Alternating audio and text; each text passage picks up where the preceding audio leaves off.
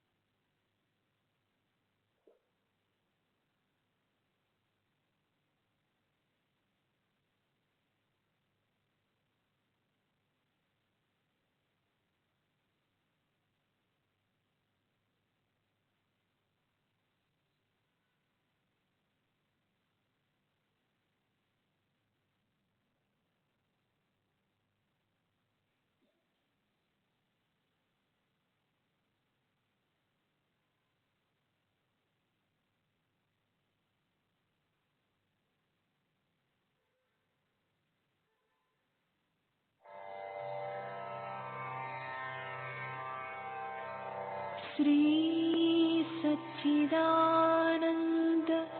सद्गुरु साईनाथ महाराज की जय। सद्गुरु श्री साईनाथुनि शरद बाबू जी की जय।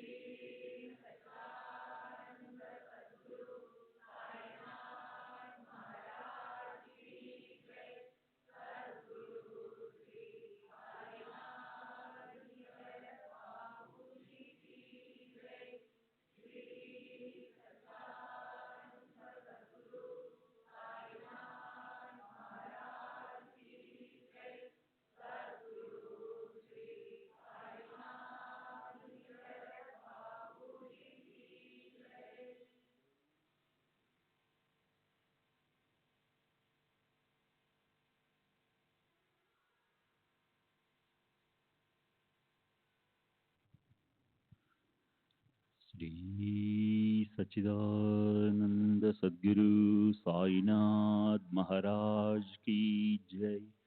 सद्गुरु श्री साईनाथ शरद बाबू जी की जय। శ్రీ సాయి భక్త అనుభవ సంహిత అక్టోబర్ 20వ తేదీ 1936. Chakranarayana, police deputy సూపరింటెండెంట్కు reader. వయసు సుమారు 50 సంవత్సరములు. క్రైస్తవుడు. థానా. 1918లో బాబా సమాధి చెందినప్పుడు నేను కోపర్గాంలో ఫౌజ్దార్గా సబ్ ఇన్స్పెక్టర్గా పనిచేస్తున్నాను. మొదట్లో నేను బాబాను విశ్వసించేవాడిని కాదు.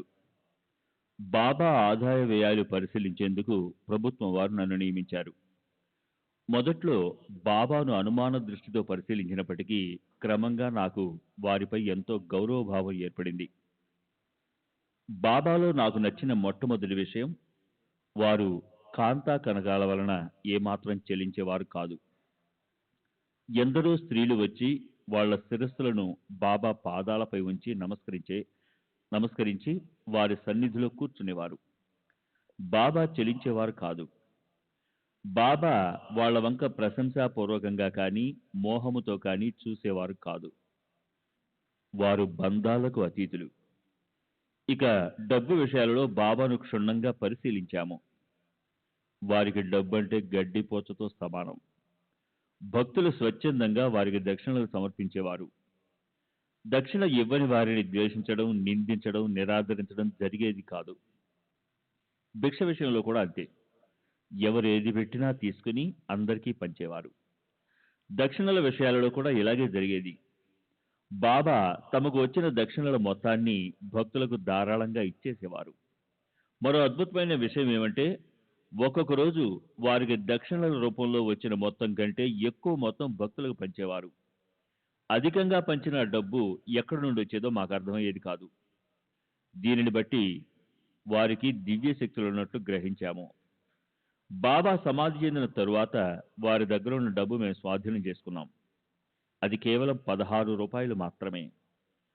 బాబా అన్ని మత సాంప్రదాయాలను గౌరవించేవారు. వారికి కుల మత వర్గ విచక్షణ గాని పేద గొప్ప భేదం గాని లేదు.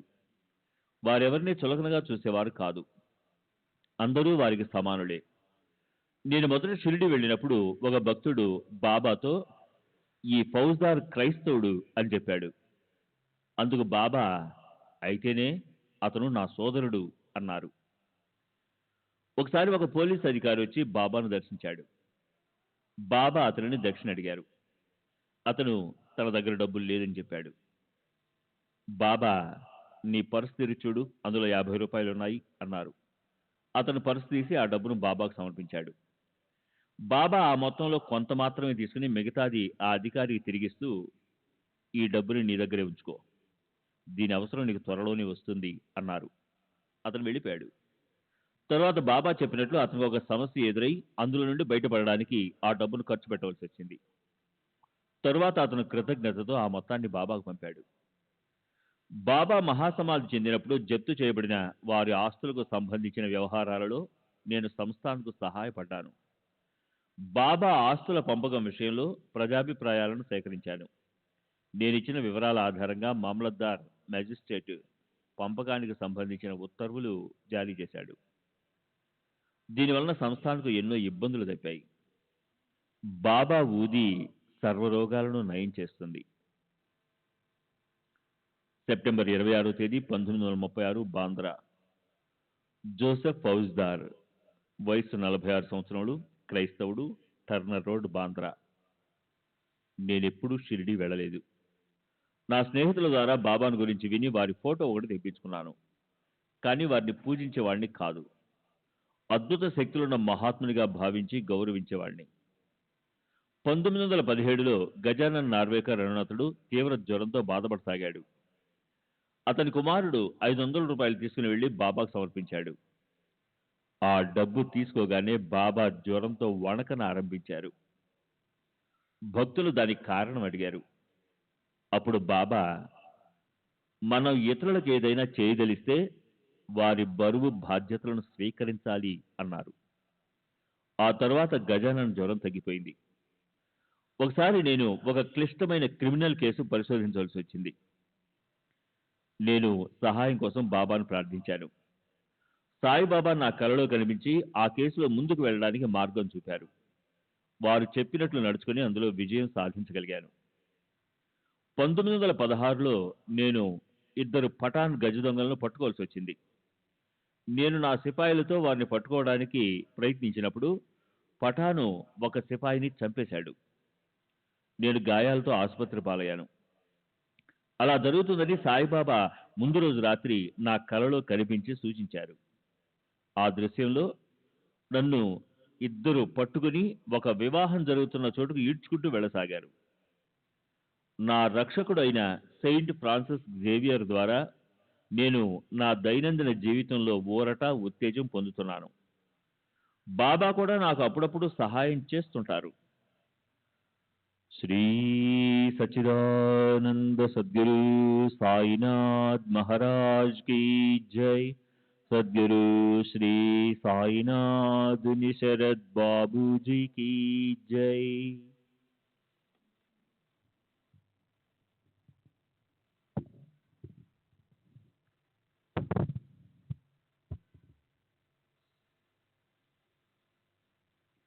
డిసెంబర్ 15వ తేదీ 1936. దాదాజీ గోపీనాథ్ రామ్చంద్ రామమారుతి రోడ్, దాదర్. నేను 1932లో షిరిడీ వెళ్ళాను. 7 ఏళ్ల వయసున్న నా కుమారునికి తీవ్రంగా జ్వరము, మసూచి వచ్చాయి. నేను వాడికి బాబా ఊది తీర్థం ఇస్తూ వచ్చాను. మందులేమీ వాడకుండానే మా అబ్బాయికి ఆరోగ్యం చేకూరింది. వాడికి నయమైతే షిరిడీ తీసుకుని వస్తానని మొక్కుకున్నాను. కానీ మొక్కు విషయం చాలా కాలం వరకు మర్చిపోయాను. తర్వాత వాడికి మూర్ఛ రోగం వచ్చింది. అప్పుడు నాకు మొక్కు విషయం గుర్తొచ్చింది. దాన్ని మర్చినందుకు క్షమించమని, పిల్లవాడికి నయమైతే ఈసారి తప్పక షిరిడీ తీసుకొచ్చి అభిషేకం మొదలైన పూజలన్నీ జరిపిస్తానని మరలా బాబాకు మొక్కుకున్నాను. అబ్బాయికి నయమైంది.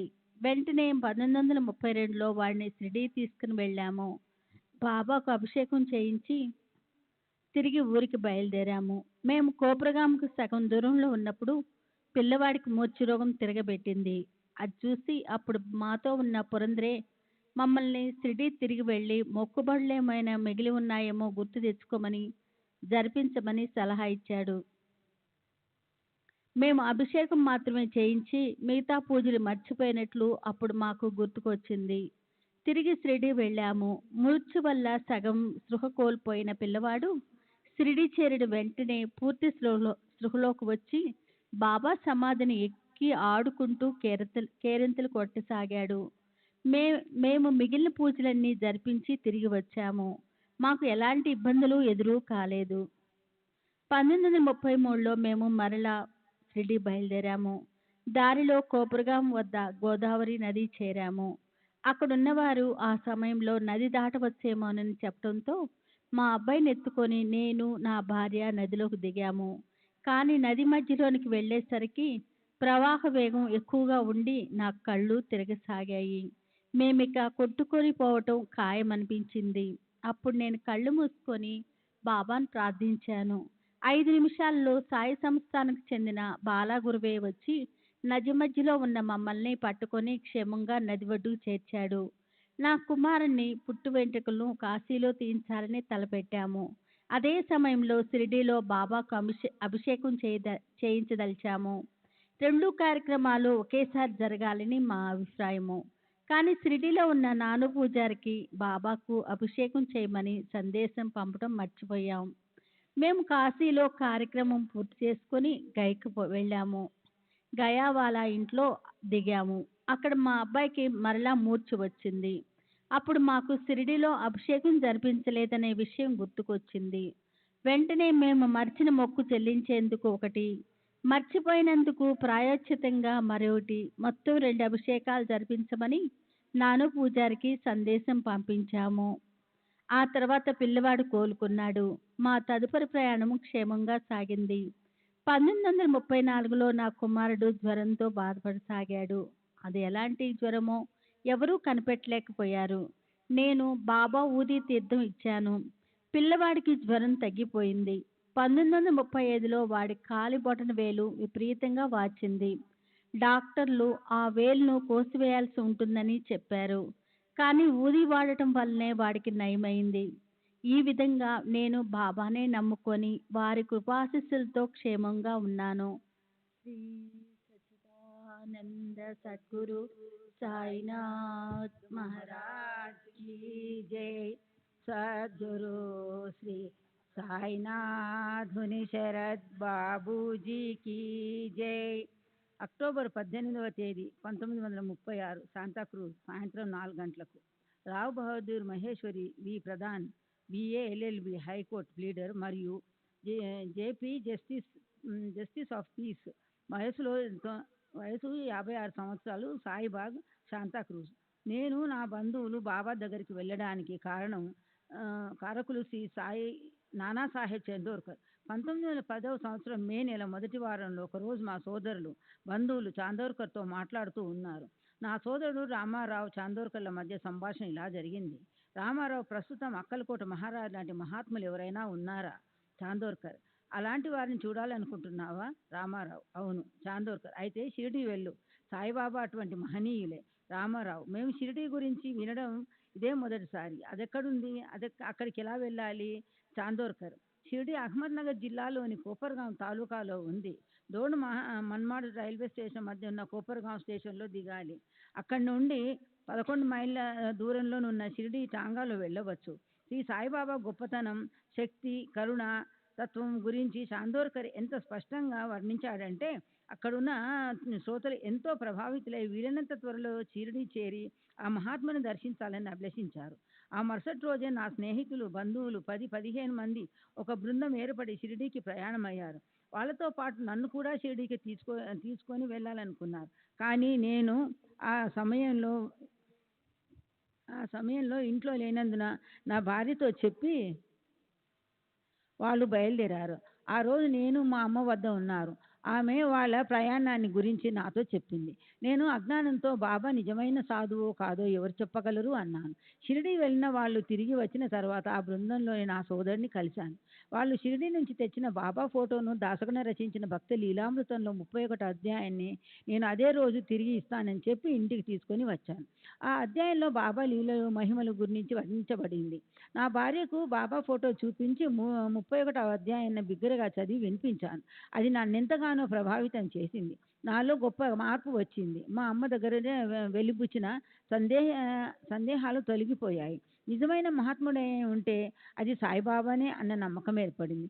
నా భార్య ఇంకా ఎక్కువగా బాబాను విశ్వసించి ఫోటోను, పుస్తకాన్ని ఆ రోజు తిరిగి ఇవ్వవలసి ఉందని నా భార్యతో చెప్పాను. బాబా ఫోటోలు అది గురువారం నాడు ఇచ్చివేయడానికి ఆమె మనసొప్పలేదు. ఆమె పట్టుబడటం వలన వాటిని 3 రోజులు మా ఇంట్లోనే ఉంచాను. 4వ రోజు నా సోదరుడు వాటి కోసం కబురు పంపడంతో తిరిగి వాటిని ఇవ్వక తప్పింది కాదు. ఆ తరువాత మేము బాబాను దర్శించడానికి తప్పించిపోయాము. కానీ షిరిడీకి వెళ్లేందుకు పరిస్థితులు అనుకూలించలేదు. మా వదిన నిండు గర్భంతో ఉండగా భర్తను పోగొట్టుకుంది. ఆమెకు మగ సంతానం లేదు. ఈసారి తప్పక మగపిల్లవాడు పుడతాడని మేమందరం ఎంతో ఆశగా ఎదురు చూస్తున్నాం. ఆమె ఏ రోజైనా ప్రసవించవచ్చునని, ఆ సమయంలో ఇంటికి మగదిక్కైన నేను ఉండకపోతే బాగుండదని ఊరి నుండి కదలలేకపోయాను. కానీ నేను బాబాను త్వరగా దర్శించుకోవాలని నా భార్య, సోదరి ఆతృతపడ్డారు. అందువల్ల మా బంధువుల బృందం తిరిగి వచ్చిన 15 రోజులు అంటే 1910 మే నెలాఖరున నేను షిరిడీకి బయలుదేరాను. చాందోర్కర్ ఎంతో ఆదరంతో అతని 2 కుమారులు బావులను నాకు తోడుగా పంపాడు. బయలుదేరేటప్పుడు నా దగ్గర 3-4 బంగారు నాణ్యాలు, కొన్ని కరెన్సీ నోట్లున్నాయి.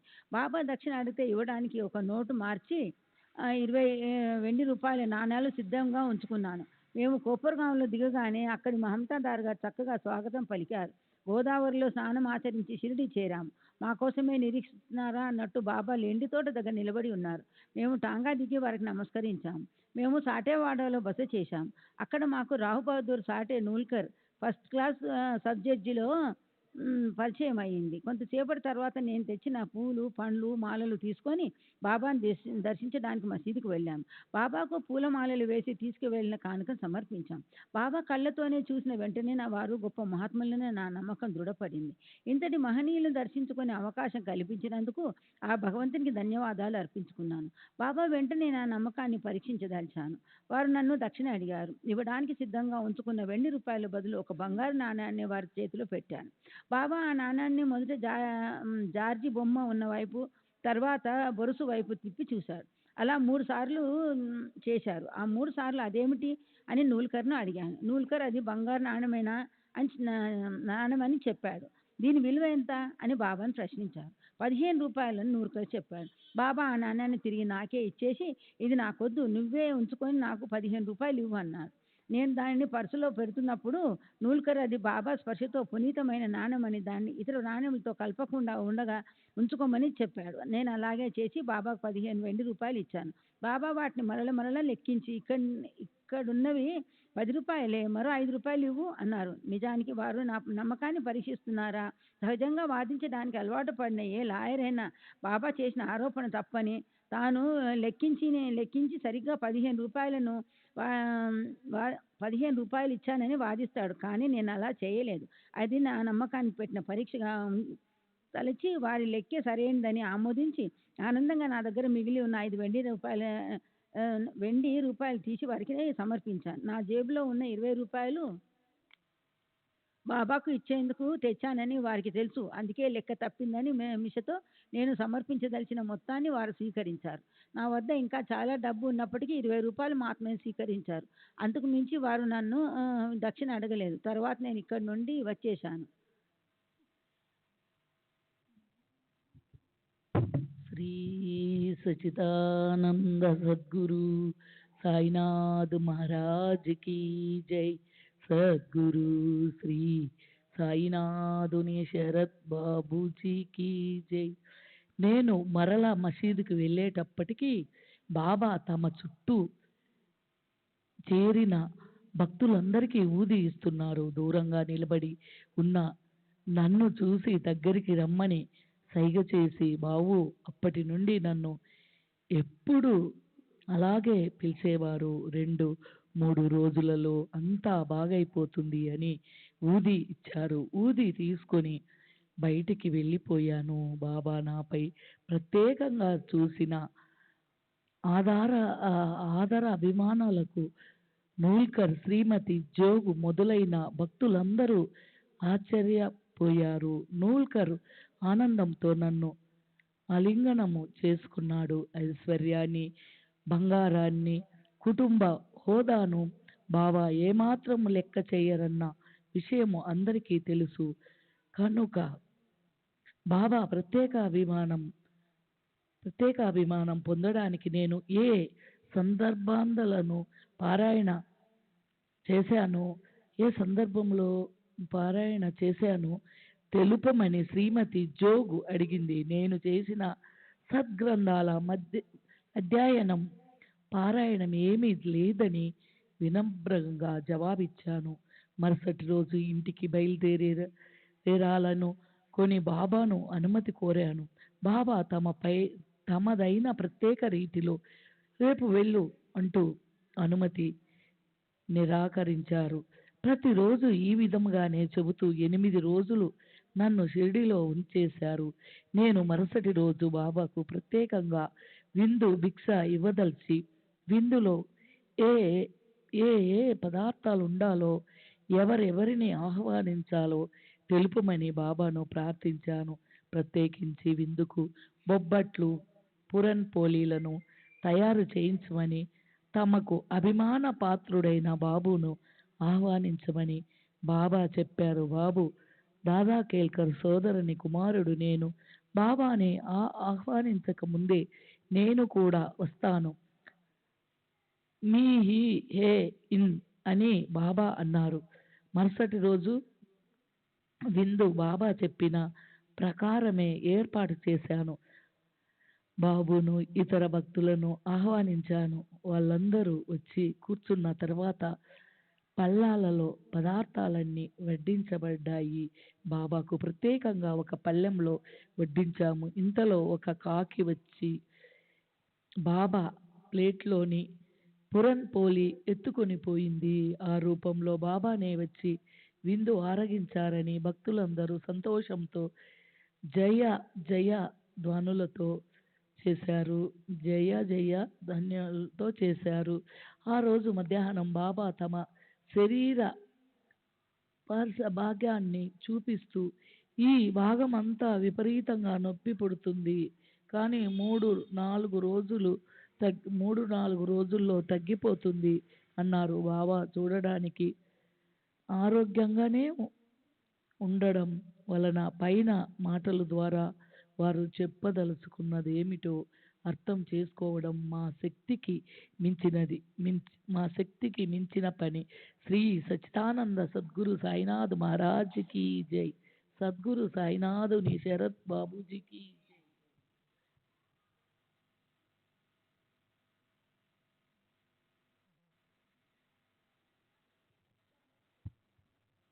ఒక గురువారం నాడు పెద్ద ఎత్తున అన్న సంతర్పణ చేసేందుకు బాబా హండీ పెట్టి వంట చేస్తున్నారు.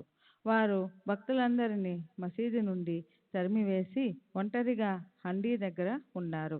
ఆ సమయంలో నేను, చాందోర్కర్ కుమారులిద్దరూ మసీదులోనికి వెళ్తూ ఉంటే చూస్తున్న వారందరూ ఆశ్చర్యపడ్డారు. అయితే బాబా మమ్మల్ని కోప్పడకపోగా సాదరంగా ఆహ్వానించారు. బాబా మాకు ప్రత్యేక దర్శనం ఇవ్వడానికే భక్తులందరినీ బయటకు పంపించి వేసినట్లున్నారు. తర్వాత వారేదో చిన్నగా పాడుతున్నట్లు అనిపించింది. వారు ఆ పాటను మూడవసారి పాడుతున్నప్పుడు కాయరే అప్లా కాయహు మనవే శ్రీరామ జయ రామ జయ జయ రామ అని వినిపించింది. ఆ పదాలు వినగానే ఉద్వేగానికి లోనయ్యాను. బాబా పాదాలపై నా శిరస్సును ఉంచాను. నా కళ్ళల్లో ఆనంద బాష్పాలు పెళ్ళుబీకాయి. బాబా పలికిన పలుకులే మా కుల గురువైన హరిబువ నాకు ఉపదేశించిన మంత్రం. హరిబువ తాతగారైన ఆత్మారాంబువ మా ముత్తాత గారి గురువు. వీరి పూజ కొరకు బొంబాయి ఠాగూర్ ద్వార్లో ఒక దేవాలయం నిర్మించబడింది. ఈ విధంగా గురువు ఉపదేశించిన మంత్రం పట్ల బాబా నాలో శ్రద్ధను, గౌరవాన్ని పునరుద్ధరించారు. నేను అడగకపోయినా నా ఆధ్యాత్మిక లబ్ధికై ఎంతో శ్రద్ధ కనపరచడం చూసి అశ్రు నయనాలతో బాబాకు కృతజ్ఞతలు సమర్పించడం కన్నా నేను చేయగలిగింది ఏమీ లేదు. తర్వాత బాబా హండీ దగ్గర నిలబడి ఉడుకుతున్న వంటకాన్ని సమంగా కలిసేలా గరిటెతో కాక తమ చేతితో కలయబెట్టారు. అది చూసి నేను ఆశ్చర్యపోయాను. చేతితో కలియబెట్టినప్పటికీ బాబా చేయి కాల్లేదు, బొబ్బలెక్కలేదు. అకస్మాత్తుగా మధ్యాహ్నం బాబా మా ముగ్గురిని అంటే నేను, చందోర్కర్ కుమారులు బాపు లెండీకి తీసుకెళ్లారు. అది సాధారణంగా వారు లెండీకి వెళ్ళే సమయం కాదు. అక్కడ బాబా కొన్ని గుంటలు తవ్వి నా చేతికి కొన్ని మొక్కజొన్న విత్తనాలు ఇచ్చి ఆ గుంటలలో పెట్టించి వాటిపై మట్టి కప్పి నీళ్లు పోయమన్నారు. తర్వాత మేము మసీదుకి తిరిగి వచ్చాం. ఆ లెండీ తోటని 7-8 సంవత్సరాల తర్వాత బాబా సమాధి చెందిన వెంటనే నేను కొన్నాను. బాబా మమ్మల్ని వారం రోజులు షిరిడీలోనే ఉంచిన తర్వాత తిరిగి వెళ్ళడానికి అనుమతిని ఇచ్చారు. బాబు చాందోర్కర్ ఒక పళ్ళెం తెచ్చి బాబా పాదాల క్రింద ఉంచాడు. వారి పాదాలు అభిషేకించిన తర్వాత ఆ పాదతీర్థాన్ని ఇంట్లో వాడుకునేందుకు తీసుకున్నాడు. ఆ విధంగా చేయడం షిరిడీలో అప్పుడున్న పద్ధతులకు భిన్నమైనది. అప్పటి వరకు ఊది మాత్రమే ఇంటికి తీసుకెళ్లేందుకు ఆమోదించేవారు. పాదతీర్థం హారతి సమయం అప్పుడు త్రాగడానికి మాత్రమే ఇచ్చేవారు. నేను బాబును అనుసరించి మా అమ్మకు, ఇతర భక్తులకు ఇవ్వడానికి పాదతీర్థం తీసుకున్నాను. మేము మన్మాడు చేరగానే పంజాబ్ మెయిల్ వచ్చింది. మా దగ్గర 3వ తరగతి టికెట్లు ఉన్నాయి. అవి తరువాత వచ్చే రైలు ఎక్కడానికి మాత్రమే పనికి వస్తాయి. కానీ మెయిల్ ఎక్కడానికి రైల్వే నిబంధనలు ఒప్పుకోవు. కానీ ఆనందంలో అవేవి పట్టించుకోకుండా మెయిల్ ఎక్కాము. మేము బొంబాయి చేరవలసిన సమయానికన్నా 4-5 గంటలు ముందు చేరాము. తర్వాత ఆ సమయం ఎంతో విలువైందని తెలుసుకున్నాను. బాబా అనుగ్రహం వల్లే మేము త్వరగా ఇంటికి చేరుకోగలిగామని భావించాము. నేను ఇల్లు చేరగానే మా అమ్మకు పక్షవాతం వచ్చిన సంగతి తెలిసింది. షిరిడీలో బాబా తమ శరీర పార్శ్వభాగమంతా బాధిస్తుందని చెప్పిన సమయంలోనే బొంబాయిలోని మా ఇంట్లో మా అమ్మకు పక్షవాతం వచ్చిందట. వెంటనే డాక్టర్లు పిలిపించి చికిత్స మొదలుపెట్టారు. నా సోదరి, ఇతర బంధువులు షిరిడీలో ఉన్న నాకు కబురు పెట్టాలని అనుకున్నారు. కానీ అప్పుడు అక్కడే ఉన్న చాందోర్కర్ కబురు పెట్టవలసిన అవసరం లేదని, నేను బాబా సన్నిధిలో ఉన్నంత వరకు మా అమ్మకు ఏమీ కాదని, అవసరం అనిపిస్తే వెంటనే బాబా నన్ను పంపగలరని చెప్పాడు. మేము షిరిడీలో బయలుదేరిన రాత్రి ఇక్కడ మా అమ్మకు చికిత్స చేస్తున్న డాక్టరు ఆమెకు జ్వరం చాలా ఎక్కువగా ఉందని, ఆమె ప్రేవులు బిగుసుకుపోయి ఉన్నాయని, పరిస్థితి ప్రమాద స్థాయికి చేరుకుందని చెప్పాడు. రాత్రికి ప్రేవుల్లో కదలిక ఏర్పడితే ఆమె పరిస్థితి కాస్త మెరుగుపడుతుందని అన్నాడు. నేను ఆ తెల్లవారుజామున 4:30-5 గంటలకు మా అమ్మ ఉన్న చోటుకి చేరుకున్నాను. వెంటనే నేను ఆమెకు బాబా ఊది పాదతీర్థం ఇచ్చాను. ఆమెకు కొద్దిగా నిద్ర పట్టింది. తర్వాత కాసేపటికి ప్రేవుల్లో కదలిక ఏర్పడి విరోచనమయ్యింది. దాంతో జ్వరం తగ్గిపోయింది. డాక్టర్ వచ్చి పరీక్షించి ఆమె పరిస్థితి మెరుగుపడిందని, ఇక కోలుకుంటుందని చెప్పాడు. బాబాకు ఇవన్నీ ముందుగా తెలిసే తమ సంకల్పానుసారం మమ్మల్ని ఊది తీర్థంతో షిరిడీ నుండి పంపి మన్మాడ్లో పంజాబ్ మెయిల్ అందేటట్లు చేసి సరియైన సమయానికి ఇంటికి చేర్చారని అర్థమైంది. నేను షిరిడీలో ఉన్నప్పుడు నన్ను దగ్గరకు పిలిచి ఊది ఇచ్చి 3-4 రోజులలో అంతా బాగైపోతుంది అనడంలో మా అమ్మ కోలుకుంటుందని బాబా ఉద్దేశం. శ్రీ సచ్చిదానంద సద్గురు సాయినాథ్ మహారాజ్ కీ జై. సద్గురు శ్రీ సాయినాథుని శరత్ బాబూజీకి జై. బాబా చర్యలు నిగూఢమైనవి, వారి లీలలు అద్భుతాలు. ఆ తరువాత మా అమ్మ సంపూర్ణ ఆరోగ్యంతో 4 సంవత్సరాలు జీవించింది. ఆమె చనిపోయేందుకు 2 సంవత్సరాల ముందు షిరిడీ వెళ్ళి బాబాను దర్శించి వారి ఆశీస్సులు పొందింది. నేను ఒక్కడినే కాక మా కుటుంబంలోని వారందరూ బాబాను దర్శించి వారి ఆశీస్సులు పొందుతారు. నా భార్య, ఆమె సోదరి బాబా దగ్గరికి ఎలా వెళ్ళారో, నా భార్య బాబా నుంచి ప్రత్యేకంగా ఆశీస్సులు ఎలా పొందిందో మీకు ఈ సంఘటన ద్వారా తెలియజేస్తాను. ఒక రాత్రి దాస్గణ్ మహారాజు మా అమ్మ వాళ్ళ ఇంటిలో అద్భుతమైన కీర్తన నివారించాడు. కీర్తనలోని కథ విషయం ఏమైందైనప్పటికీ మధ్యలో బాబా మహిమల గురించి, వారి లీలల గురించి వర్ణించేవాడు. కీర్తన ముగిసిన తరువాత వారిని, చాంద్రోకర్ని, ఇతర స్నేహితులను శాంతాకోజులోనున్న మా ఇంటికొచ్చి విశ్రాంతి తీసుకోమని ఆహ్వానించాను. అందరూ సంగీత వాద్యాలతో సహా మా ఇంటికొచ్చారు. అక్కడ మరొక కీర్తన నిర్వహిస్తే బాగుంటుందని అందరూ తలిచారు. ఆ కీర్తన రాత్రి 2 గంటల నుండి వేకువజామున 5 గంటల వరకు జరిగింది. ఆ సమయము మనస్సును ఎంతో ప్రభావితం చేసింది. ఆ కీర్తన విన్న వెంటనే నా భార్యకు బాబాను దర్శించాలన్న బలమైన కోరిక కలిగింది. అంతేకాక బాబా తన కలలో కనిపించారని, అది బాబా తనను షిరిడీ రమ్మనడానికి సంకేతమని చెప్పింది. నేను నెలలు నిండిన నా భార్య సోదరి విషయం ఎలా అని ఆలోచించాను. ప్రయాణం మధ్యలో నొప్పులొస్తే ఆ పరిస్థితిని ఎదుర్కొనేందుకు నా భార్య, ఆమె సోదరి సిద్ధమయ్యారు. 12 టికెట్లు డబ్బు చెల్లించి మా కోసం ప్రత్యేకంగా ఓ సెకండ్ క్లాసు రైలు పెట్టెను బుక్ చేశాను. ఆ రైలు పెట్టి మన్మాడు మీదుగా కోపర్గాం చేరి తిరిగి ప్రయాణంలో మా కోసం అక్కడే ఉన్నట్లు ఏర్పాటు చేసుకున్నాం. ప్రయాణం ఎటువంటి ఇబ్బందులు లేకుండా సుఖంగా సాగింది. ఇక కోపర్గాం చేరబోతున్నామనగా చంద్రకర్ గారు మా కోసం స్టేషన్కు వస్తారేమోనని నా భార్య అన్నది. నేను చంద్రకర్కి షిరిడీ వెళ్తున్నట్టు జాబు రాయినప్పటికీ అతను వచ్చే అవకాశమే లేదని చెప్పాను. కానీ ఆమె ఊహించినట్టుగానే చంద్రగారు స్టేషన్కు వచ్చాడు. చంద్రకర్కి సుస్థిగా ఉండడంతో షిరిడీ వెళ్ళి ఉన్నాడు. అతనికి రోజు మార్చి రోజు జ్వరం వస్తుంది.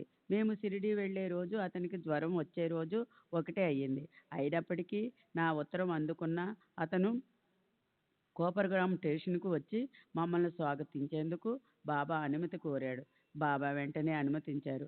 అది తెలిసిన దీక్షిత్ బాబాతో చంద్రకర్కు జ్వరం వస్తుందని, అందువల్ల తాను స్టేషన్కు వెళ్ళి మమ్మల్ని వెంటబెట్టుకుని వస్తానని అన్నాడు. కానీ బాబా దీక్షిత్ వద్దని, చంద్రకర్ని మాత్రమే స్టేషన్కు వెళ్ళమని గట్టిగా చెప్పారు. చంద్రకర్ స్టేషన్లో కలిసి మమ్మల్ని స్వాగతించి మాకు ఘటనమైన ఏర్పాటు చేశాడు. స్త్రీలకు సౌకర్యంగా ఉండే వసతి కల్పించాడు. మేము గోదావరిలో స్నానమాచరించి క్షేమంగా షిరిడీ చేరాము.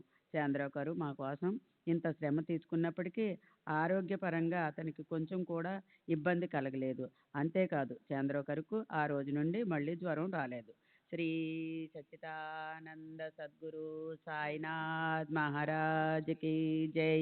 సద్గురు శ్రీ సాయినాథుని శరత్ బాబూజీకి జై. మేము షిరిడి చేరిన రోజు బాబా నా భార్యని చూపించి మాధవరావు దేశపాండేతో ఈమె నా బాబుకు తల్లి అన్నారు. గర్భవతిగా కనబడుతున్న నా భార్య సోదరి గురించే బాబా చెబుతున్నారని చాందోర్కర్ అనుకొని ఆమెను చూపించి, మీరు మాట్లాడుతున్నది ఈమె గురించే కదా అని అడిగాడు. బాబా కాదని చెప్పి నా భార్యని చూపించి, నేను మాట్లాడింది ఈమె గురించి అన్నారు. ఆ రోజు నుండి సరిగ్గా 12 నెలలకు నా భార్య ఒక మగపిల్లవాడిని ప్రసవించింది. వాడికి బాబా నోటి నుండి వెలువడిన బాబు అన్న పేరే పెట్టాము. నామకరణ కార్యక్రమానికి దాసగను చాందోర్కర్ మొదలైన భక్తులందరూ వచ్చారు. ఆ కార్యక్రమం ఎంతో వేడుకగా బాబా కరుణ గొప్పతనాన్ని స్మరించుకునే విధంగా జరిగింది. నేను మొదటిసారి షిరిడీ వెళ్ళినప్పుడు మసీదులో బాబా సన్నిధిలో ఉండగా గాలి వాన వచ్చింది. ఎడతెగకుండా వర్షం కురుస్తోంది. ఇలా ఒక పావు గంట వరకు కొనసాగింది.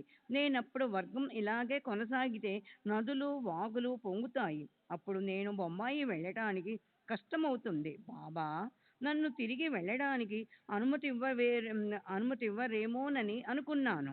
అప్పుడు బాబా ఆకాశం వైపు చూస్తూ, ఓ దేవా, చాలు, ఇక వర్షాన్ని ఆపు. నా బిడ్డలు తిరిగి ఇళ్లకు వెళ్ళాలి. వారు కష్టపడకుండా ఇళ్లకు వెళ్ళని. అరే అల్లా बरसात पूरा कर। मेरे मेरे बाल बच्चे गुर जाने वाले है, उनको सुख से जाने दे అన్నారు. ఆ మాటలు అనటంతోనే వర్షం తగ్గుముఖం పట్టింది. నా మదిలో మెదిలే ఆలోచనలన్నీ బాబాకు తెలుసు. తర్వాత బాబా నన్ను ఇంటికి వెళ్ళడానికి అనుమతించారు. నేను ఊదీ తీర్థం తీసుకొని పంజాబ్ మెయిల్లో ఊరికి చేరి మా అమ్మకు ఊదీ తీర్థం ఇచ్చాను. ఈ విషయాన్ని ముందే విపులంగా చెప్పి ఉన్నాను. నేను ఇంటికి తిరిగి వచ్చిన రాత్రి మా వదినకు ఒక కల వచ్చింది. ఆ కలలో కప్ని ధరించి తలకు గుడ్డ కట్టుకున్న ఒక ఫకీర్ మా ఇంట్లో ఉన్నట్టు చూసిందట.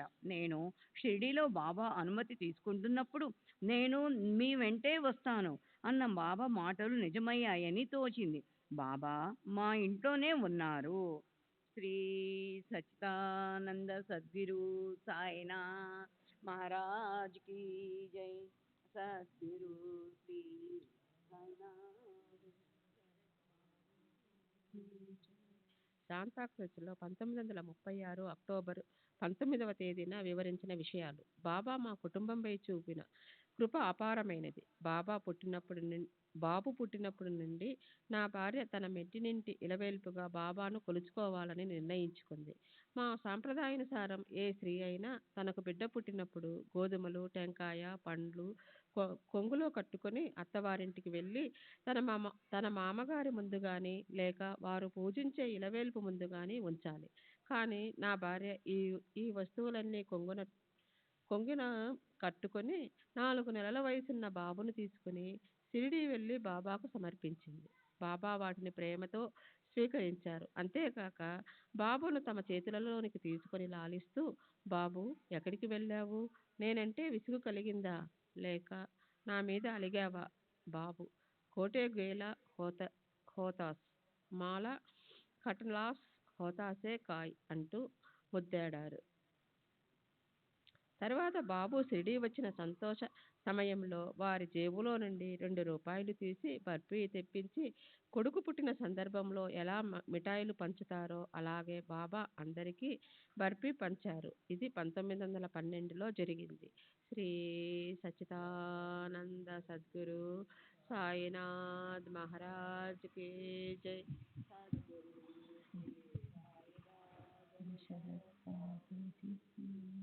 ఈ సందర్భంలోనే బాబా షిరిడీ గ్రామ ద్వారాన్ని చూపించి దీనినెవరు పునర్నిర్మిస్తారో వారికి అనుగ్రహం లభిస్తుంది అన్నారు. వెంటనే నా భార్య దానిని మేము కట్టించడానికి అనుమతి కోరింది. బాబా అనుమతించారు. నేను దాని నిర్మాణ నిమిత్తం 600 రూపాయలు చాందోర్కర్కు ఇచ్చాను. ఆ సమయంలోనే బాబు బంగళా అందంగా ఉంది, చక్కగా పూర్తయింది అన్నారు బాబా. మాటలలోని అంతరార్థం నేను ప్రస్తుత నివాసముంటున్న బంగళాను ఖరీదు చేయమన్నట్లు అనిపించింది. బాబా చెప్పిన 2 నెలల్లోగా ఆ బంగళాను లీజుకు తీసుకొని అందులోకి మారాను. తర్వాత 6 నెలలకు దానిని ఖరీదు చేశాను. బాబా అన్నట్టు 1913 కల్లా బాబు బంగళా తయారైంది. తర్వాత బాబును మొదటి పుట్టినరోజుకు మళ్ళీ షిరిడీ తీసుకువెళ్ళాము. అప్పుడు కూడా బాబా 2 రూపాయలను బర్ఫీ తెప్పించి అందరికీ పంచారు. తర్వాత ప్రత్యేకించి బాబును గురించి, బాబుకు సోదరి కానీ సోదరుడు కానీ లేరా అని అడిగారు. నా భార్య ఒకంత సిగ్గుపడుతూ, మీరు మాకు ఈ బాబునొక్కడినే ప్రసాదించారు కదా అని జవాబిచ్చింది. అప్పటికి మాకు ఒక కుమార్తె ఉంది. వారి పలుకులనే ఆశీస్సులుగా అన్వయించుకొని మాకు ఇంకొక కొడుకు కూతురు పుడతారని అనుకున్నాము. బాబా చెప్పినట్లుగానే జరిగింది. బాబు మొదటి పుట్టినరోజు సందర్భంగా మాధవరావు దేశపాండే ఇంట్లోనే పెద్ద ఎత్తున విందు ఏర్పాటు చేసి అందరినీ ఆహ్వానించాను. ఆ రోజు గురువారం. బాలాసాహెబ్ బాటే తనకు గురువారం నాడు బయట తినకూడదనే నియమం ఉందని చెప్పాడు. అతను ఆ రోజు బాబా దగ్గరకు వెళ్ళినప్పుడు బాబా అతన్ని ఇలా అడిగారు. బాబు ప్రధాని ఏర్పాటు చేసిన విందుకు వెళ్ళి భోంచేశావా? బాటే, ఈరోజు గురువారం బాబా అయితే ఏమిటట? బాటే, నేను గురువారాలు భోంచేయను, అది నా నియమం. బాబా, ఎవరి ప్రీతి కోసం ఈ నియమం పెట్టుకున్నావు? బాటే, మీ ప్రీతి కోసమే. బాబా, అయితే నేను చెబుతున్నాను, బాబు వద్దకు వెళ్ళి భోంచేసిరా. అప్పటికే సాయంత్రం 4 గంటలయింది. అయినప్పటికీ బాటే మా వద్దకు వచ్చి బాబా ఇచ్చిన ఆదేశాన్ని తెలిపి భోంచేసి వెళ్ళాడు. శాంతా క్రూజ్లో ఉండగా ఒకరోజు నా భార్యకు బాబా దర్శనమిచ్చినట్లు, బాబాకు పాదపూజ చేస్తున్నట్లు కల వచ్చింది. తన ఇంటిలో నిత్యము బాబా పాదపూజ చేసుకోమని దీని అంతరార్థంగా చాందోర్కరు తెలియజేసి ఆమెను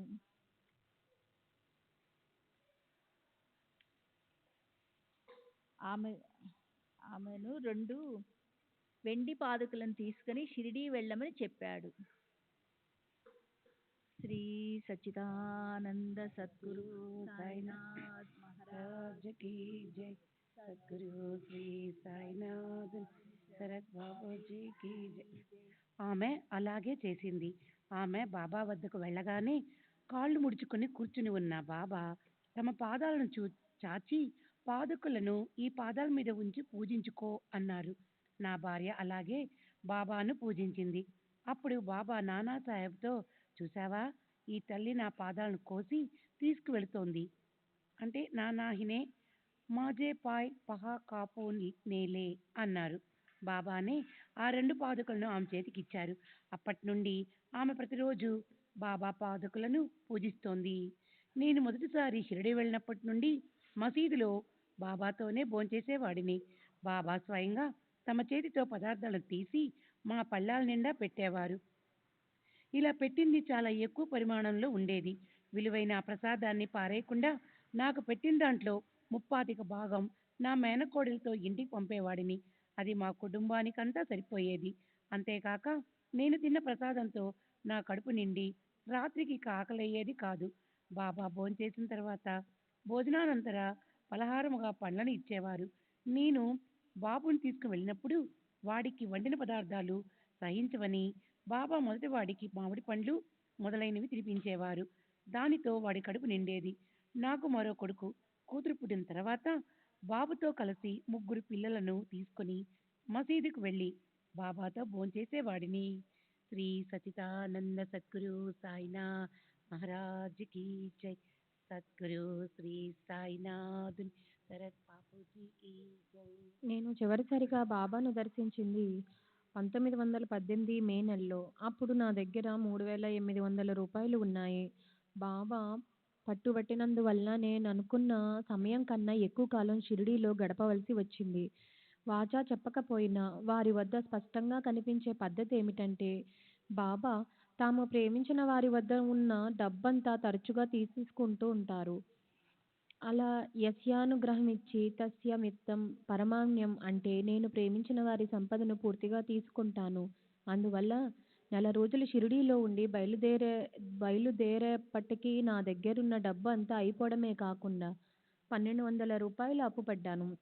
నేను ఈ మొత్తాన్ని నాకు పరిచయం ఉన్న పూనాకు చెందిన పశువుల డాక్టర్ వద్ద అప్పుగా తీసుకుని ఇంటికి వెళ్ళిన తర్వాత తిరిగి ఇచ్చివేశాను.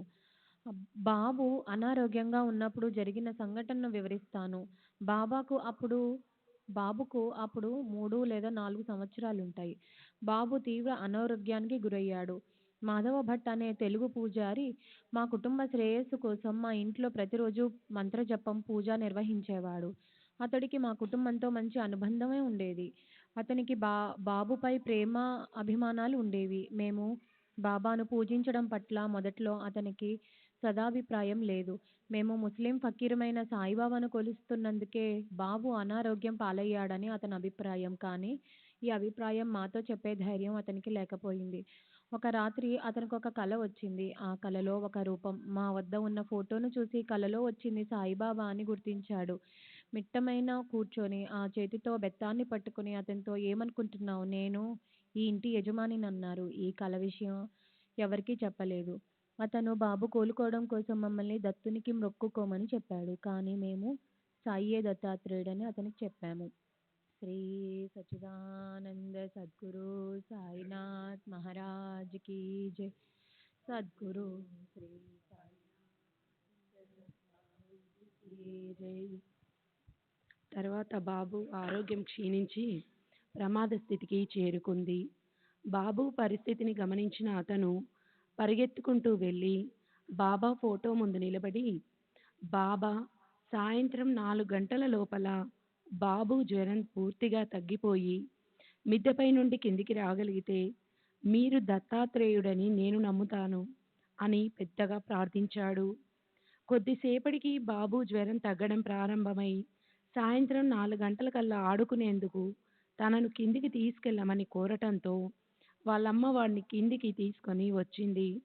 ఇది గమనించిన మాధవ్ భట్లో ఎంతో మార్పు వచ్చి శ్రీ సాయిబాబా దత్తాత్రేయుని అవతారమేనని భావించి బాబాకు 120 రూపాయలు దక్షిణ సమర్పిస్తానని మొక్కుకొని అలాగే సమర్పించాడు. తర్వాత మాధవ్ భట్ తనకు మగపిల్లాడు పుడితే 108 రూపాయలు సమర్పిస్తానని మొక్కుకున్నాడు. కొడుకు పుట్టిన వెంటనే షిరిడీ వెళ్ళి 108 రూపాయలు బాబాకు సమర్పించాడు. అదే సమయంలో నా అభిష్టం నెరవేరితే, అంటే ప్రధాని యొక్క అభిష్టం నెరవేరితే 1008 రూపాయలు దక్షిణగా సమర్పిస్తానని మొక్కుకున్నాడు. అతను సమర్పించిన 108 రూపాయలే చాలా పెద్ద మొత్తమని శ్యామ అన్నాడు. అప్పుడు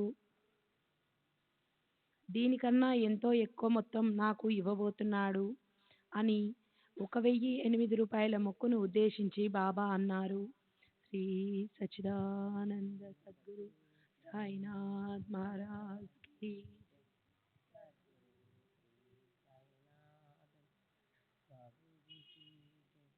బాబా ఒకసారి నా భార్యతో, ఎదుటివారు మనలను 10 మాటలంటే ఒకవేళ మనం సమాధానం ఇవ్వాల్సి వస్తే ఒక్క మాటతో సమాధానం ఇద్దాం. ఇంకా ఎవరితోనూ గొడవకు కానీ పోటీకి కానీ దిగవద్దు. కోటానికి భరోసా బరి కరు నయే అని హితవు పలికారు.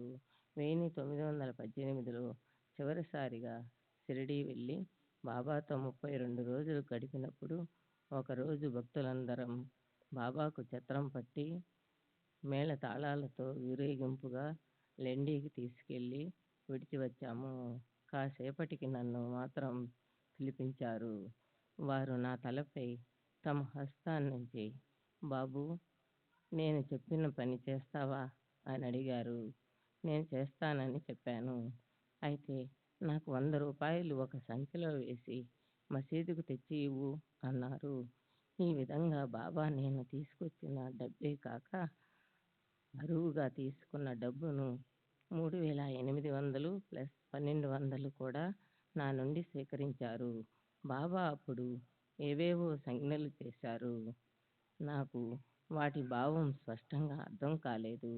మిన్ను విరిగి మీద పడినా వెరవకు, నేను నీ వెంటే ఉంటాను అనే భావం ఆ సంజ్ఞలలో ఉన్నట్లు నేను గ్రహించాను. మొట్టమొదట వారిని దర్శించినప్పుడు గత 6 సంవత్సరాలుగా నేను ఇచ్చిన సిలుంనే ఉపయోగిస్తున్నట్లు చెప్పారు. వారి మాటలలోని అంతరార్థం నాకు బోధపడలేదు. 1916లో బూటీ 2వ వివాహం షిరిడీలో జరిగింది. దీనికి నేను హాజరయ్యాను. మేము షిరిడీ నుండి బయలుదేరేటప్పుడు బాబా, నేను మీ వెంటే వస్తాను, తుష్యు బరోబర్ మీ ఏయిన్ అన్నారు. ప్రత్యేకంగా భౌతిక శరీరంతో వారు మాతో రానప్పటికీ ఎటువంటి ఇబ్బందులు లేకుండా ప్రయాణం సుఖంగా సాగింది. దాన్ని బట్టి బాబా తమ సూక్ష్మ శరీరంతో మమ్మల్ని అనుసరించి ప్రమాదాలను, ఇబ్బందులను తొలగించారని అర్థమైంది. బాబా సమాధి చెందిన తర్వాత కూడా వారి ఆశీస్సుల వల్ల నేనెన్నో లాభాలు పొందాను. 1920 నుండి 1926 వరకు నేను సౌత్ సాల్ట్ఫెట్ 2వ తరగతి కోర్టు మెజిస్ట్రేటుగా నియమించబడ్డాను. 1926 నుండి జేబీగా జస్టిస్ ఆఫ్ పీస్ పని చేశాను.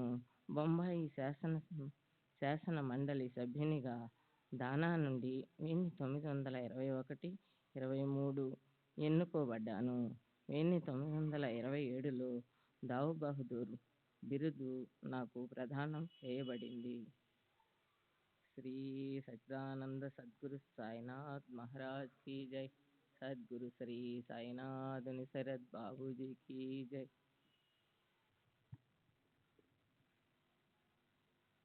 శ్రీమతి చోటుబాయి ప్రధాన్, శాంతాక్రూజ్. ఒకసారి నా పిల్లలందరికీ పొంగు అంటే మీజిల్స్ పోసింది. బాబు పరిస్థితి మాత్రం ప్రమాదకరంగా ఉందని డాక్టర్ చెప్పాడు. అందరూ ఆశ వదులుకున్నారు. నేను బాబాను ప్రార్థించాను. అప్పుడు బాబా కనిపించి, ఎందుకమ్మా దుఃఖిస్తావు? పిల్లవాడు బాగానే ఉన్నాడు. ఉదయం 6-6:30 గంటలకు వాడికి బాగా ఆహారం పెట్టు అన్నారు. బాబు ఉదయానికల్లా కులాసాగా ఆడుకోసాగాడు. డాక్టర్ వచ్చి వీడిని చూసి ఆశ్చర్యపోయాడు. పిల్లవాడికి ఏ ఆహారం పెట్టవద్దన్నాడు. కానీ వాడు అన్నీ తిని అరాయించుకున్నాడు. ఒక రాత్రి 11 గంటల సమయంలో బాబా నా కలలో కనిపించి, నిద్రపోతున్నావా? లే, పిల్లవాడికి మూర్ఛ వస్తుంది అన్నారు. నేను వెంటనే లేచి పిల్లవాడిని చూశాను. జ్వరం కానీ మూర్ఛ లక్షణాలు కానీ కనిపించలేదు. కానీ బాబా హెచ్చరించినప్పుడు జాగ్రత్త పడాలి కదా. అందువల్ల వేడి నీళ్లు, నిప్పు, ఉడుకులో మొదలైనవన్నీ సిద్ధంగా ఉంచాను. మా పిల్లలందరికీ అప్పుడప్పుడు మూర్ఛలు వస్తూనే ఉంటాయి. రాత్రి 2 గంటలప్పుడు పిల్లవాడికి మూర్ఛ లక్షణాలు కనిపించాయి. అన్నీ సిద్ధంగా ఉంచుకోబట్టి అవి అర్ధగంటలో తగ్గిపోయాయి. రాబోయే ప్రమాదం గురించి బాబా ముందుగానే హెచ్చరించి నా బిడ్డను కాపాడారు. ఇలా బాబా తరచూ మాకు సహాయపడేవారు. ఒకసారి బాబా నా కలలో కనిపించి వారి పాదాలకు పసుపు కుంకుమ పెట్టమన్నారు. కలలో నేను వారిని అలాగే పూజించాను. నా కల విషయం చందోర్కర్కు చెప్పగా ఆయన వెండి పాదుకలను తీసుకుని షిరిడీకి వెళ్ళు, అవి బాబా ముందుంచి వాటిని తెచ్చి పూజించుకో అన్నారు. నేను అలాగే చేశాను. బాబా తమ పాదాలను ముందుకు చాపి పాదుకలను తమ పాదాలపై పెట్టి పూజించుకోమని చెప్పారు. నేను పూజించుకున్నాను. బాబా వాటిని తిరిగి నాకు ఇస్తూ నానాసాహెబ్తో, చూసావా నానా, ఈ తల్లి నా 2 పాదాలను కోసి తీసుకువెళ్తోంది. నానాహినే మాఝే పాయ్ పహా కాపూన్ నేలే అన్నారు. శ్రీ సచ్చిదానంద సద్గురు సాయినాథ్ మహారాజ్ కీ జై. సద్గురు శ్రీ సాయినాథ్ నిసరత్ బాబూజీ కీ జై.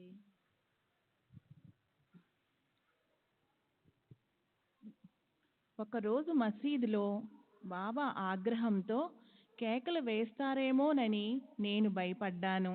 కానీ ఆ రోజు వారు అలా ఏమీ చేయకుండా, చూసావా, నేను ఎవరిపైన కోప్పడలేదు, కేక లేయలేదు, అవునా అన్నారు. మరొక రోజు మసీదులో బాబాను పూజిస్తున్నాను.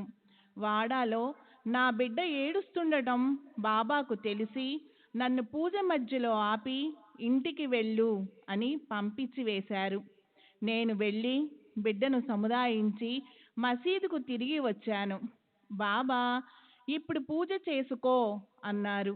ఒకసారి టైఫాయిడ్ జ్వరం నుండి అప్పుడే కోలుకుంటున్న మా అబ్బాయిని షిరిడీకి తీసుకువెళ్ళదలిచాము. డాక్టర్ వద్దని చెప్పాడు. కానీ మేము పిల్లవాడిని షిరిడీకి తీసుకువెళ్ళాము. రైల్లో వాడికి జ్వరం వచ్చింది. అందరూ చెబుతున్నా వినకుండా పిల్లవాడిని తీసుకొచ్చాను. ఇప్పుడు వాడికేమన్నా అయితే నా పిచ్చితనాన్ని చూసి నలుగురు నవ్వుతారేమోనని భయపడ్డాను. వాడు జ్వర తీవ్రతతో పడుకునే ఉన్నాడు. కనీసం కూర్చోలేకపోతున్నారు.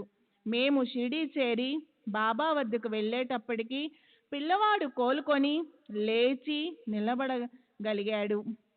బాబా ఇప్పుడు నిన్ను చూసి ఎవ్వరు నవ్వరు అన్నారు.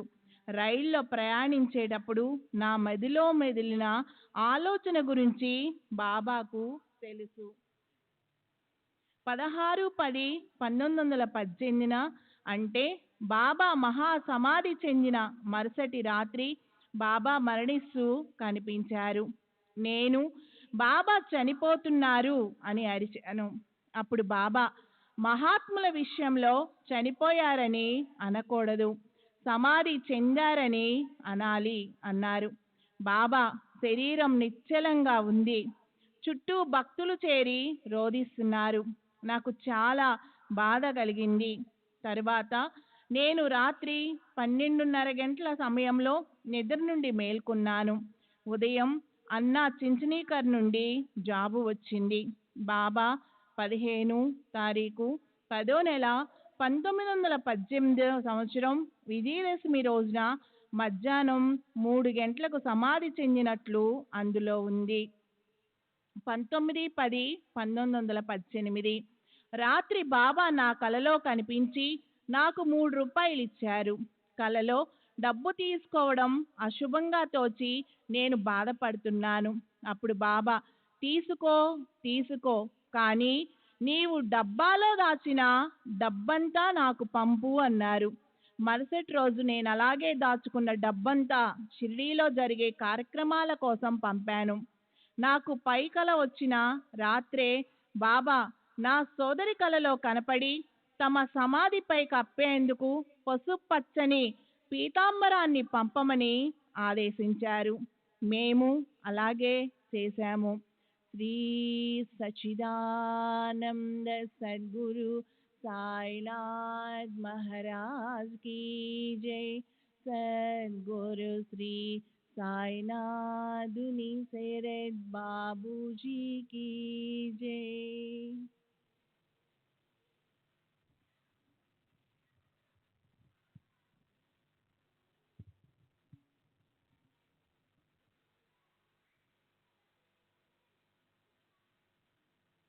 श्री सच्चिदानंद सद्गुरु साईनाथ महाराज की जय. सद्गुरु श्री साईनाथुनि शरत बाबूजी की जय. శాంతాక్రూజ్లో ఉండగా నా ప్రసవ సమయంలో నాకు సహాయంగా ఒక మంత్రసాని, ఒక నర్సు నియమించబడ్డారు. పురిటి నొప్పులతో 4 రోజులు బాధపడ్డాను, కానీ ప్రసవం కాలేదు. నర్సు భయపడసాగింది. ఆమె నా సోదరి దగ్గరికి వెళ్ళి నొప్పులు ప్రారంభమై 4 రోజులు కావస్తున్నా ప్రసవం కావడం లేదని మా వారి ద్వారా వెంటనే డాక్టర్కు కబురు పెట్టడం మంచిదని చెప్పింది. నా సోదరి బాబా పటం ముందు ఆర్తిగా ప్రార్థించింది. వెంటనే ఎవరి సహాయం లేకుండా నాకు ప్రసవమైంది. బాబా శక్తికి కరుణకి నేను నర్సు ఆశ్చర్యపోయాము. శ్రీ సాయిలీలా మాసిక్ పత్రిక 3/5/381-384లో శ్రీ ప్రధాన గారు మాధవ్ భట్ అనే తెలుగు పూజలో వచ్చిన పరివర్తన గురించి తెలిపిన వివరాలు. మాతో పాటు మాధవ్ భట్ అనే తెలుగు బ్రాహ్మణుడు ఉండేవాడు. అతను వృద్ధుడు, పరమ శివభక్తుడు. రాత్రింబవలో రుద్రాభిషేకం మొదలైన పూజలు చేస్తూ గడిపేవాడు. 1912లో 7 ఏళ్ల వయసున్న నా కుమారుడు బాబు అస్వస్థతకు లోనయ్యాడు.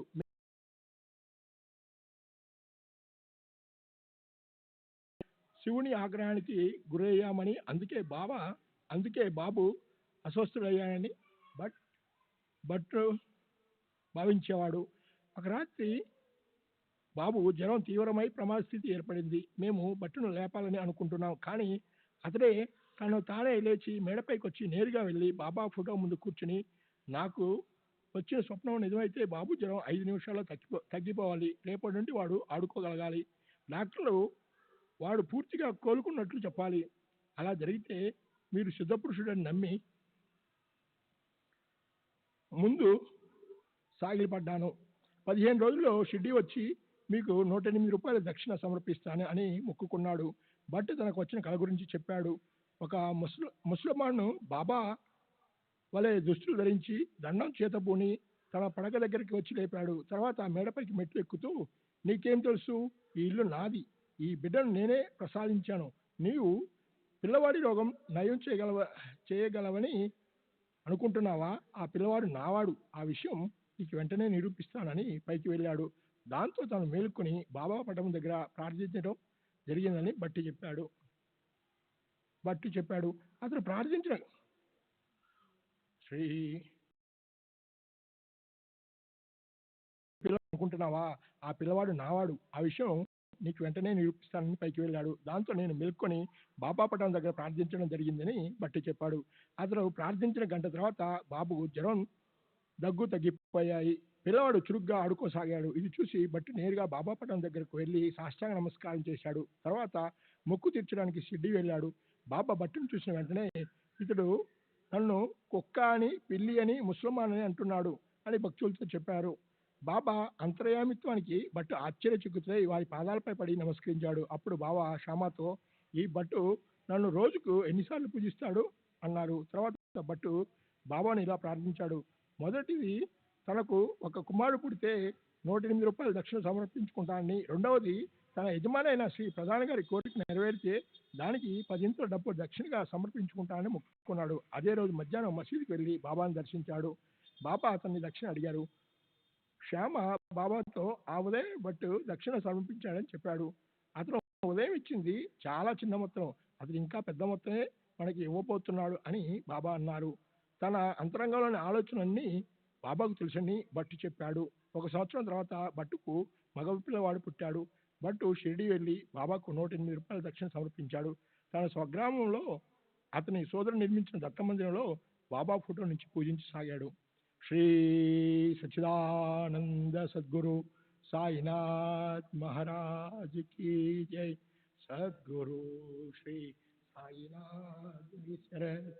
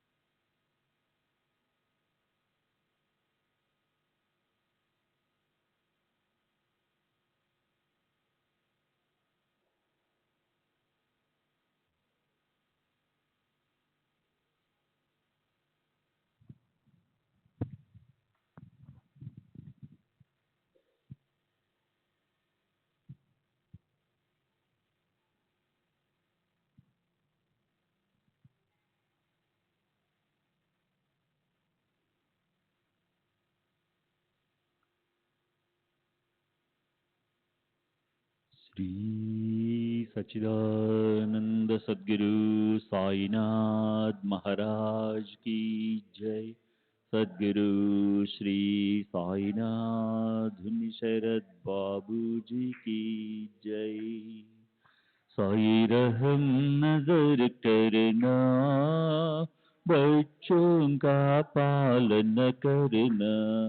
साई रहम नजर करना, बच्चों का पालन करना। जाना तुमने जगत पसारा, सब ही झूठ जमाना।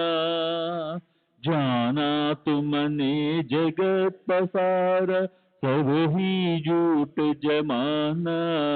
साई रहम नजर करना, बच्चों का पालन करना, साई रहम नजर करना, बच्चों का पालन करना।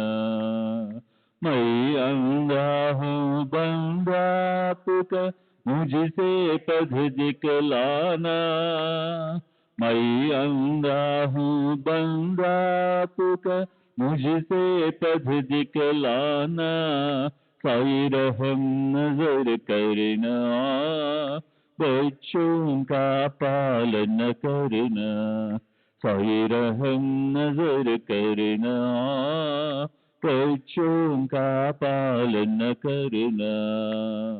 दासगण कहे अब क्या बोलूं, थक गई मेरी रसना, दासगण कहे अब क्या बोलूं, थक गई मेरी रसना, साई रहम नजर करना, बच्चों का पालन करना, साई रहम नजर करना, बच्चों का पालन करना।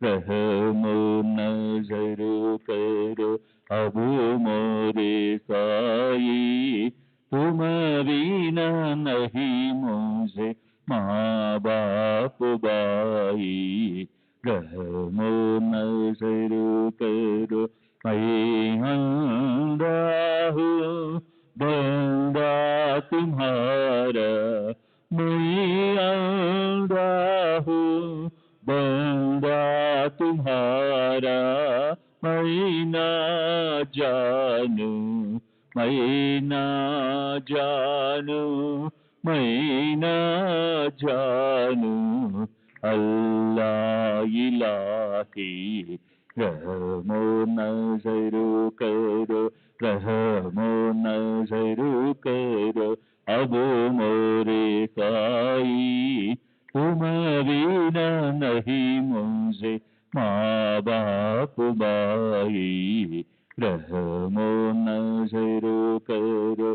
खाली जमाना मैंने गमाया, खाली जमाना मैंने गमाया, साथी आखिर का, साथी आखिर का, साथी आखिर का, तुम बिना कोई, रहमो नजर करो, रहमो नजर करो अब मोरे साई, तुम बिना नहीं मुझे माँ बाप बाई, रहमो नजर करो।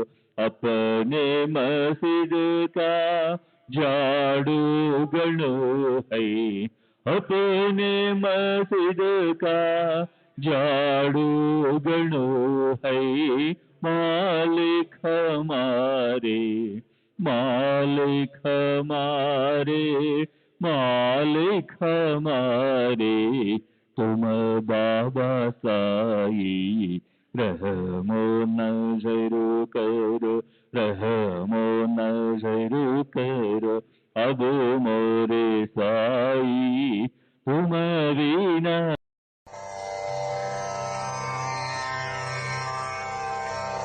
श्री सच्चिदानंद सद्गुरु साईनाथ महाराज की जय।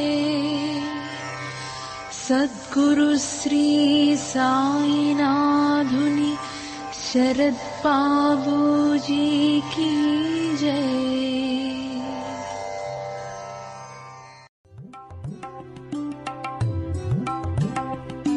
साई बाबा, साई बाबा, साई बाबा, साई